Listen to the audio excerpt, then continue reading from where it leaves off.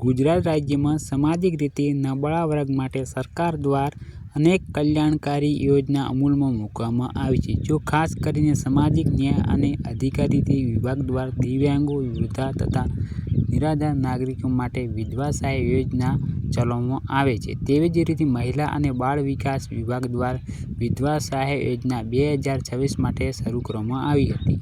પરંતુ આજે આપણે ખાસ કરીને વિધવા સહાય યોજનામાં 2026નું નવું નામ ગંગા સ્વરૂપ આર્થિક સહાય યોજના માનનીય વિજયભાઈ રૂપાણી સાહેબે આપેલું હતું.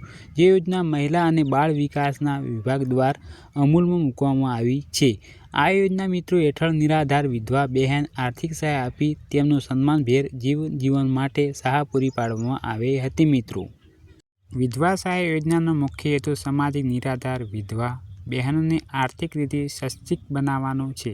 અગાઉ આ યોજનાનું નામ વિધવા સહાય યોજના તરીકે ઓળખવામાં આવ્યું હતું મિત્રો, પરંતુ હાલ તેનું નામ બદલીને ગંગા સ્વરૂપ આર્થિક સહાય યોજના રાખવામાં આવ્યું હતું. મિત્રો, વિધવા સહાય યોજના 2026 માટે પાત્રતા: અરજદાર ગુજરાત રાજ્યના મૂળ વતની હોવો જોઈએ. મિત્રો, આ યોજનાનો લાભ માત્ર નિરાધાર વિધવા બહેનોને મળશે. મિત્રો, ગ્રામ્ય વિસ્તારમાં માટે વાર્ષિક આવકની વાત કરીએ તો 1,20,000થી વધુ ના હોવી જોઈએ.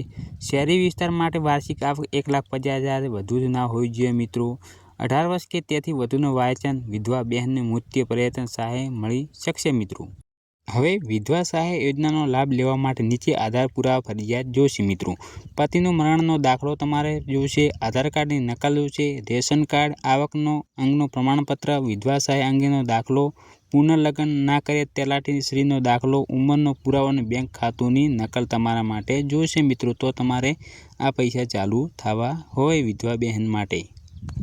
વિધવા સહાય માટે અરજી ડિજિટલ ગુજરાત પોર્ટલ પર મારફતે કરવામાં આવશે. મિત્રો, ગ્રામ વિસ્તારમાં લાભાર્થીઓ ગ્રામ પંચાયત વીસી પાસેથી અરજી કરાવી શકશે. તાલુકા અથવા નગરપાલિકા વિસ્તારમાં લાભાર્થીઓને મામલતદાર કચેરી ખાતે કોમ્પ્યુટર ઓપરેટર્સ પાસેથી અરજી કરાવી શકશે. મિત્રો, વિધવા બહેન માટે હવે મિત્રો વિધવા સહાય કેટલી આપવામાં આવે છે? ગંગા સ્વરૂપી આર્થિક સહાય યોજના વિધવા સહાય દર મહિને કેટલી હોઈ શકે છે? મિત્રો, જવાબમાં આ યોજનામાં દર મહિને લાભાર્થીને ડીબીટી દ્વારા 250 રૂપિયા આપવામાં આવતી હોય છે. એટલે કે વિધવા બહેનોને વિધવા સહાય યોજના ચાલુ રાખવા માટે શરતો: દર વર્ષે જુલાઈ માસમાં પુનઃલગ્ન ના કર્યા પ્રમાણપત્ર જમા કરાવવાનું હોવું જોઈએ. મિત્રો, દર 3 વર્ષે આવકનું પ્રમાણપત્ર જમા કરાવવાનું હોય છે. આ રીતે તમારે શરત પૂરી કરવાની હોય છે. દર જુલાઈ મહિનામાં વર્ષમાં એકવાર તમારે જમા કરાવવાનું હોય શકતું હોય છે. મિત્રો,